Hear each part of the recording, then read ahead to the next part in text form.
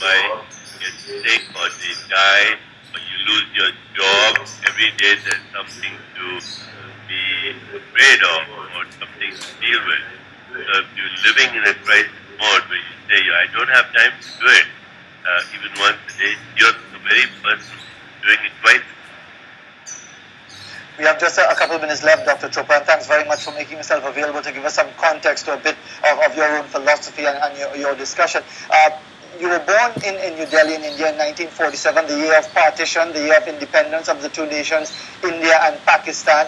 How significantly is your philosophy on life influenced by your Indian birth and upbringing, and how much have you been influenced by the spirituality of that part of the world?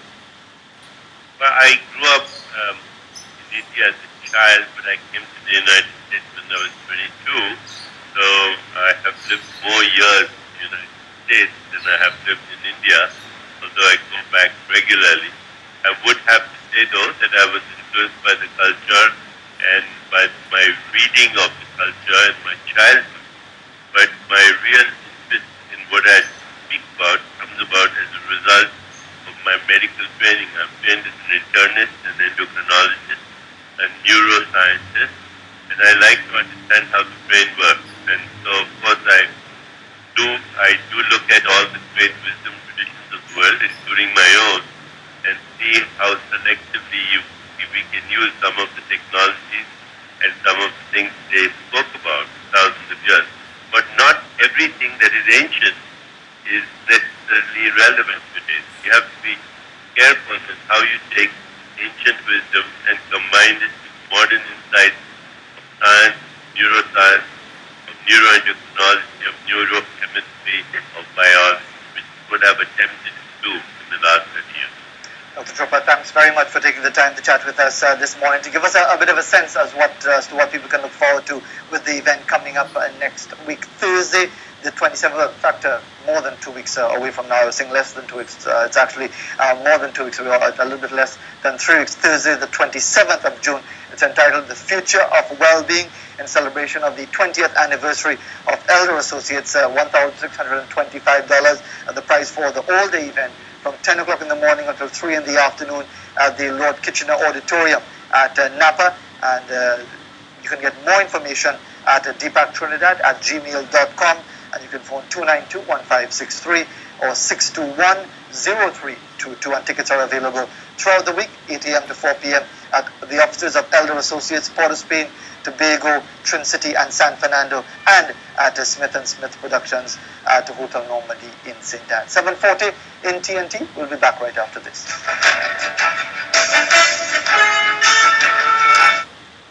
Be inspired by Dr. Deepak Chopra as he presents The Future of Well-Being on June 27th at Napa. Tickets are $250. Call 292-1563 for details.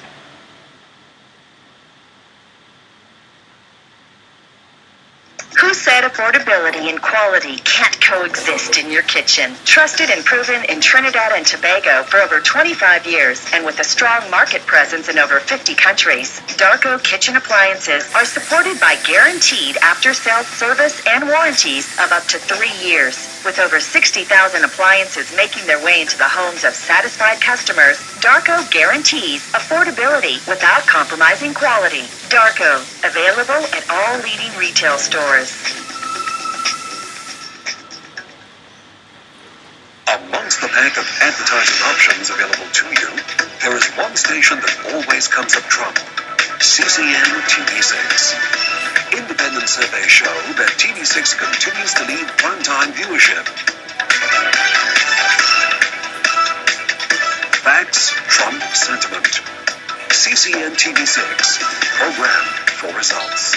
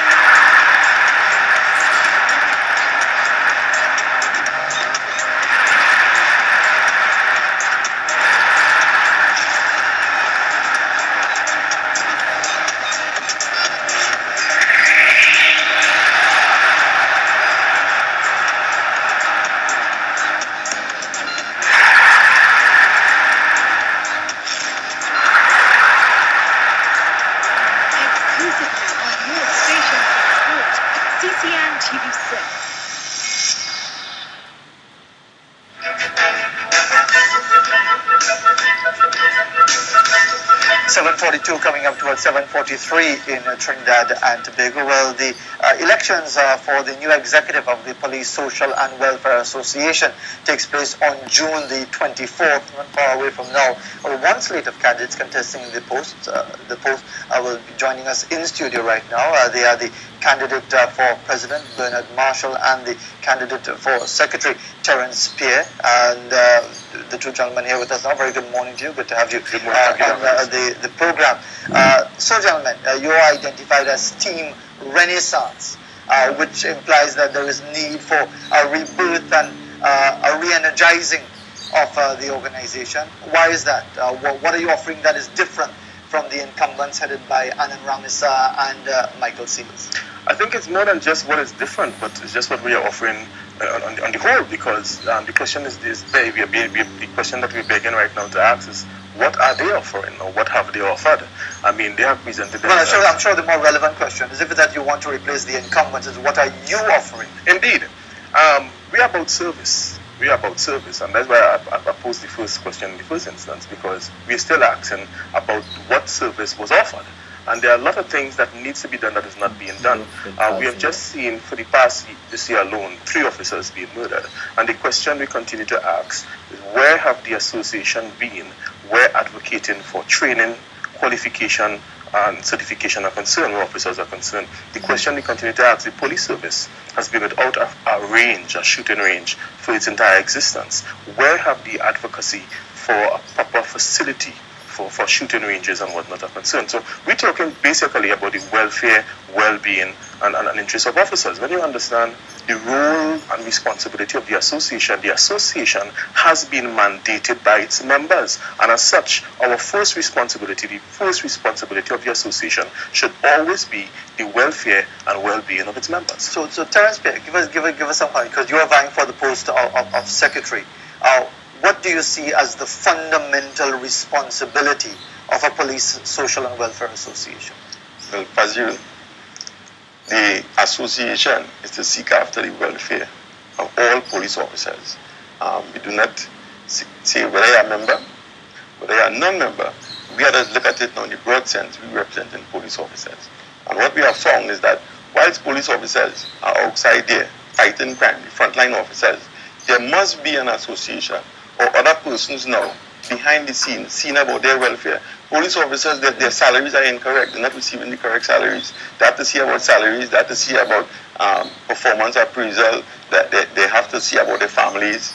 And what we are saying is that if we want to get the best out of police officers, then we need an association that while you are out there fighting, we are behind the scenes taking care of your needs for you, so you can feel comfortable to give the public the kind of service that we know that they want and that they deserve. And how do you intend to carry that fight? Because the argument from the incumbents is that they continue to carry that fight, but they can only do so much in the sense that if it is that, whether it's the CPO or whether it be whatever relevant government agency is either standing in their way or is slow to react. There were issues with the previous commissioner of police. We now have an acting commissioner of police, and there are other issues there. What are you offering that is different, that could say that you will bring about the change that you're promising? Fazil, we have decided at Team Renaissance that there must be a connection between the executive and the members. There can't be a disconnect. You must be able to know the executive, and the executive must be able to know you, and the executive must come to you. For far too long now, with this executive, what you find is that members have to keep coming to them, and they're not going to anyone. They're not serving. They sit down there in our office. If you call them, they say, write something or send something, and they're not coming to you. And the executive of the association need to take the fight to the authorities. And when you look at it, we have a shooting with our officer recently, and they're talking about everyone should be armed. Yes, we agree everyone should be armed, but what are they doing about that? Who have they consulted with that? What plans have they drawn up to deal with that, to bring that into being? All they are giving us is just rhetoric, just talk, and they're not seeing any effort. It's not to say they're making effort and they're not succeeding, or there's stumbling blocks in the way. You're not seeing any effort whatsoever. Let's look at housing for police officers. They have arranged for over 900 officers to come to the association to fill out application forms of housing. 900. Charge them $100. And mind you, those funds didn't went in the association coffers. They see there is some processing fee. And you get to serve members and you're charging them $100. How many persons receive houses? I don't know how many. But I don't either because they saying none. I ain't seen anybody on the TV saying they're receiving a house from the association. Absolutely nothing. And they sit down there. I don't know if they're begging in silence or in quiet. But what we are saying now, we can't just sit down and beg. We need to get up and get. Okay, well, Mr. Marshall, what do you mean by get up and get? Are you talking about police officers taking industrial action to get things done? I want to go back a little bit before I answer that question for you. And one of the things you said is that the association can only do so much. Yes. So much is only based on one's capacity. Right. And if you do not have the capacity, then you cannot do any more. Sure. I don't know if you can recall, but the last proposal for transformation and change that came from the association came from Team Renaissance. And the last time I came here, I was here with the Vice President, with the Secretary, Mr. Seals, Yes. where we had the whole transformation initiative. And I mean, it was applauded in all sectors of society because we were looking at pulling together all the different spheres of the society to make a whole cultural difference. And that was the only proposal that was ever brought by the Association for Transformation and Change. Why it was not fulfilled? Because of basic principles that were lacking in those who were driving the vehicle. Patience, persistence, and integrity. Additionally, when Mr. Warner... Are you questioning the integrity of Mr. Ramesa and Mr. Seals? I mean, when you look at what is presented in front of you, I must beg to ask the question. I mean, there are so much issues to be addressed by members, but yet still, the first thing that we're hearing the president clamoring for, or making statements on ethnic imbalance in the promotion advisory board. Where did that come from? How did that serve members? Was that a call by the members? You're hearing about the commissioner, then Commissioner Mr. Filbert is incompetent. Was that a call by the members? I am wondering, who are you serving, Mr. Ramesa? I am asking the question now when I see what is on the forefront in your agenda. Now, I have been... Is this election going to create greater division within the service? Because some of the issues that you're raising when you talk about matters related to ethnicity and so on, yes, are very divisive topics. Yes. Now, the thing is, an educated person will recognize, when you understand the history of the country and the history of the service, that there's going to be ethnic imbalance. The problem is not ethnic imbalance. The problem is there discrimination? Because I expect ethnic imbalance when you understand the history of the country. You understand? So that wasn't an issue to me, but it made a furor, and no one was there to actually clarify and identify what the issue really is. And again, nobody is there to actually spearhead the thing based on intellectual discussion and real consultation. Right? Yet these gentlemen have been successful as far as holding on to their positions for a number of years at the helm of the executive of the Police Social and Welfare Association. How confident are you, Mr. Marshall, that you have the support of enough of the rank and file members of the association that Team Renaissance will prevail on June 24th? Well, I think anybody that is right thinking and conscientious, even those who are looking to vie for office, if they're really concerned about the welfare and the well-being of the members, would vote for Team Renaissance. I mean, you're just talking about change in the political climate and democracy and whatnot, and you talk about the middle class. But I believe that change always comes from the bottom, and history would validate that. I am the only constable in the race, and I have never been one to wait on a position to make a decision. And hence the reason why I, as an ordinary member and as a constable, I was able to bring transformation initiatives to the association. I did presentation for the last Minister of National Security. When the last Minister of National Security indicated that the association was going to get $1.5 million for a whole transformation initiative, it was based on a presentation I did for him. So rank is unimportant to me. I am of the opinion that once you recognize a problem, automatically you have been bestowed with the responsibility to make a difference. And this is my contribution. Yes, just add to that, what we have been doing as Team Renaissance, we have been going around to all the divisions, all the sections, to talk to members. Now, not to put up a poster and to ask somebody to vote for Team Renaissance. We engaging in dialogue. We are coming to share what we have and to tell you how we plan to implement them. Right? So when we have that dialogue and we share the plan, the vision, so it's not necessarily we want to provide housing for members, but we don't have a plan. We don't know where's the first move. So we let members know the plan, how we plan to operationalize it, and the feedback that we have been getting is that members, they feel that connection with us, because The association is about our people business. And a person, you must feel that energy coming from me to you to want to help you. It's not just like looking for your vote and when come election time, well, that is it. Did I make an appointment? And we say no. Because that's what some people might be saying right now, looking on whether they're police officers or not. They might be saying, well, Bernard Marshall and Terence Spear, they're sounding very articulate, very concerned about the welfare of their fellow officers, but let them get the post and they'll do the same thing, going, as you claim, go into the office, close the door and say, send a letter. And I assure you, Fazio, you would see a total difference because, you see, even when we get in office, we have a plan how to bring everyone together. Bring town to south, south to town, right? We have a lot of police officers down in Southwestern Division, Southern Division, and with this executive, what we observe is everything that they have in all the meetings is in town. And we say, no, how can you reach out to a membership when everything is in Port of Spain? You have to go out to a membership, you have to go south, you have to go central, you have to go to Tobago, you have to go in the east. We are the ones to go out, we are the ones asking to serve. And when we come to you to say that we are willing to serve, right, then we have to come to you.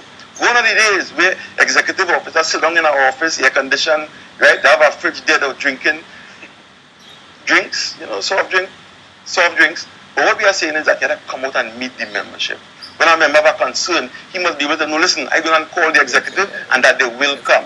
And Mr. Marshall, before we conclude, because we just have about a minute left, what will you say to those who will, again, still be skeptical, even if they are willing to give you and your team the support to prevail in the elections on June 24th, that they really remain skeptical that, yes, while there may be issues right now with this current executive, there are too many obstacles in the way of bringing about a better life and better conditions for police officers? No, I believe that once there is a will, there is a way. I mean, you're just talking to Deepak Chopra. When you understand constrainment, when you understand quantum dynamics, and that is one of the things that is lacking. Passion, as we mentioned before. But passion only comes with purpose, and purpose is designed based on a vision. We have a clear vision. This is not something we just scrape up and pull together because the election is around the corner. We have been working together for almost 2 years, developing operational proposals to make the abstract ideas that we have happen.